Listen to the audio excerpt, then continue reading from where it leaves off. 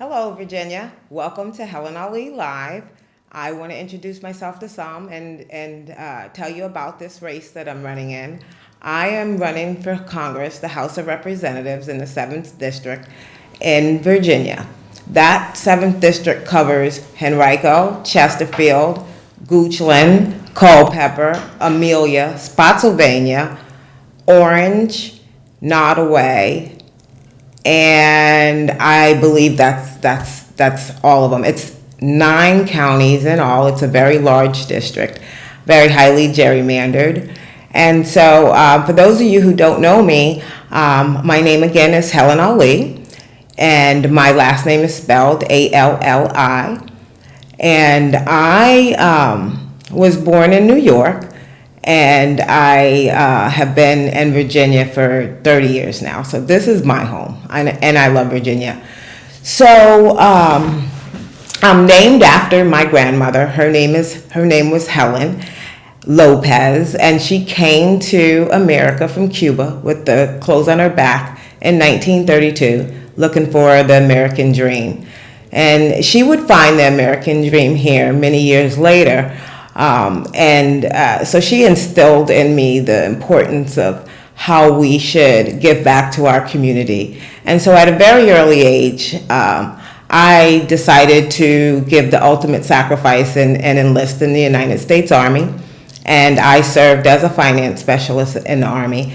And it was my opinion that we all had a responsibility to take a stand and fight for our Constitution, fight for the rights of America, and protect and serve our country in whichever way we could do that. And so after I discharged for the Army, that's when I came to Virginia. And I started a business to continue to serve our country.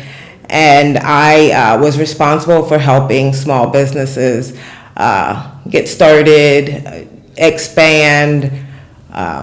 My business I was a broker, a loan broker for small business, and a big advocate for companies here. When I came here 30 years ago, Richmond needed a lot of development downtown. And so I wanted to be that change and help in any way I could. So I ended up getting appointed to the board of the Richmond Economic Development Authority, in which I served as a loan chair. I was appointed by City Council, and we were able to look at Richmond in a bigger light. And at that point, I was able to work with developers and contractors, and we were able to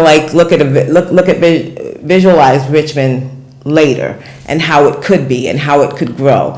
And so I was able to have some impact in, companies come into Richmond on a larger scale, hotels, and we looked at apartment buildings and restaurants and lots of retail spaces, trying to fill those in with different capacities, and how it would impact economically Richmond in the years to come. And as you can see, Richmond looks great now, and they went on and continued, and VCU gave their input and did a lot in helping developing the downtown. And so I'm really excited and happy about where Richmond is going, and I'm excited about our district and where our district has been going and is growing.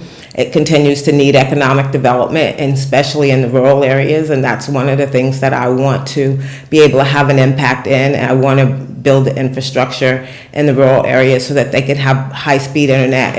It's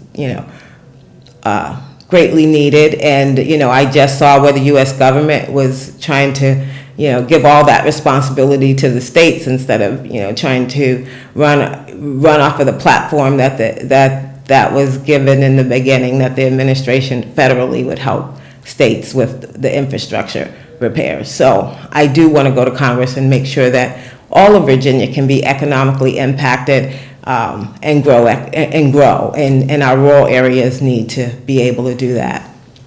So after I left the Richmond Economic Development Authority, I do currently own a business now. I own a medical practice in Short Pump. It's in Glen Allen, and we specialize in biohormone replacement therapy and medical weight loss. The clinic was open to bring affordable health care into our community and to fight obesity. And so we've been having great success doing that. And so that's why I'm really passionate about healthcare. I want to make sure that we truly have an affordable healthcare plan for everyone that's inclusive to everybody. And I want to go and fight for that because I don't feel we have that now. The ACA has, it's better than what we had, and it's better than anything that has been proposed by the Republicans to date. But I think, with all the things that they're doing to tear it down, that we could actually make it better by going to a more universal health plan, so that it could be all inclusive of everyone. And then it would bring the cost of insurance down for everyone as well, because of the pool of people and the pool of healthy people and young people that would be included. So we would ultimately benefit from having a universal healthcare program. So I want to fight for that. That's a reason I want to go to Congress. I don't think that people should have to decide whether they're going to fix their car or go to the doctor, or if they're going to have food, or if they're going to, buy the medicine that they need. I want to make sure that everyone doesn't have to worry about, if they're going to be able to afford a surgery, or, things that people in other countries do not have to worry about. I do want to push America forward. I also am very aware of the opioid crisis in our district and throughout our country. In fact, many people aren't able to get treated because they don't have health insurance for many reasons. We didn't expand Medicaid in this state, and they're still fighting to try to do that in the General Assembly. We desperately need it because people need to be able to fight the opioid addiction, and that would give 400,000 more people in our state coverage, and they would be able to get the treatment that they need, not only just for the opioid addiction, but we'd also be able to treat mental illness a little bit better in this country. In our district and in the country, in fact, but in our district particularly, we need to be able to treat people with mental illness without constantly using our criminal justice system to lock people up and instead of giving them the treatments that they need. So I think criminal justice reform is also really needed. I want to work on that, desperately work on that, because right now we're spending like $82 billion a year incarcerating individuals in our country. I think we could do a better job at rehabilitation. For us to incarcerate one person a year, it costs up to $55,000 a year. It's a lot when we could, treat people with rehabilitation. We could have more job opportunities, and we could increase the minimum wage in this country. We're paying people $7.25 an hour. It's not a livable wage. And so, unfortunately, without people being able to afford the necessities and to take care of themselves and their families, they are forced to work 2 and 3 jobs. And so we can help by making sure that corporations in particularly pay their share of wages and taxes in this country. Corporations are getting away with barely paying taxes, and they're not paying the correct amount of wages, and the middle class has been shrinking over the last 20 years, while the working poor has been growing. And so I think we have an ability to expand our middle class.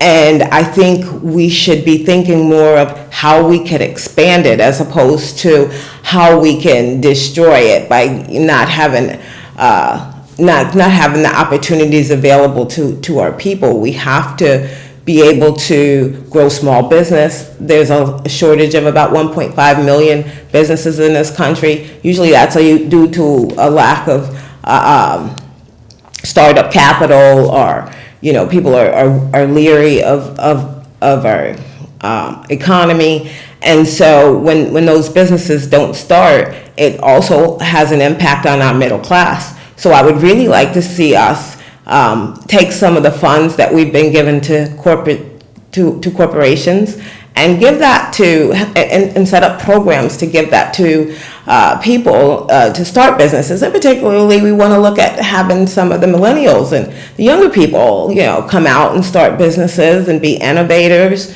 And so I know a little bit about how you fund those kinds of programs and how you get the funding into the hands of the people that want to start businesses. And so I want to be able to set that program up again and have it well funded and working properly and continuous.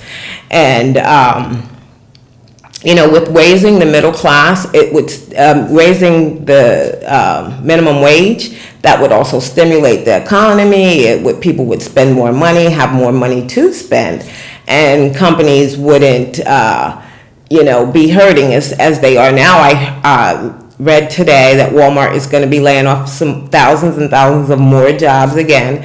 And one of the managers said, people don't have money to purchase, the products or services are online in the store or anything. And a big problem is, that we're not paying our employees properly. And the corporations are taking all the profits, and it's just not trickling down. Trickle down economics does not work. And so I think we need to make sure that we put money where the money is supposed to go.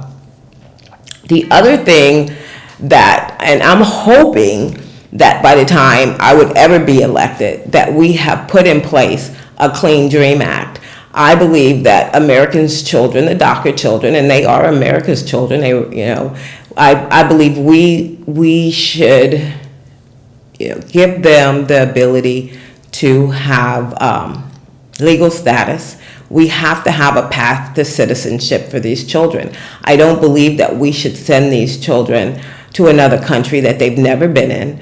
And we've educated them here. We've paid our tax dollars to have them educated here in this country. And now that many of them are able to work and give back, I certainly don't think it's an economically wise choice for us to send those kids someplace else.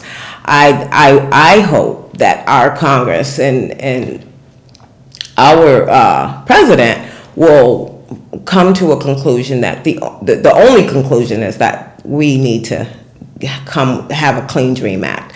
So I don't think I'm going to have to fight for that, but that's just where I stand right now. The other thing that's really pushing me to want to go to Congress and fight for our Constitution is because over the years, we have been, in my opinion, losing our rights to our First Amendment rights have been diminishing. I don't actually feel like we have the voice that we should have. Our voices aren't being heard. All over the country, we're crying out for health care, affordable health care. We're crying out for a lot of things, but we're sending our politicians to Congress to work for us, but instead they're going to work for corporations like, Wells Fargo and things of that nature. The corporations are winning because they're the donors for our candidates. And so we have to take money out of our elections. And until we take money out of our elections, we will continue